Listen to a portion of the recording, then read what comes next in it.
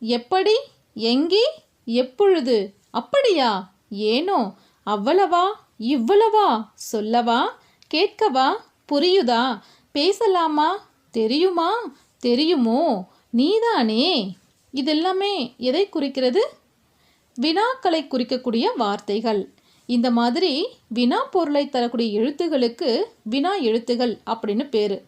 சில வினா எழுத்துகள் சொல்லினுடைய முதலில் வரும். சில வினா எழுத்துகள் சொல்லினுடைய இறுதியில் வரும். மொத்த வினா எழுத்துகள் எத்தனை இருக்குது அப்படின்னா 5. ஏ, யா, ஆ, ஓ, ஏ.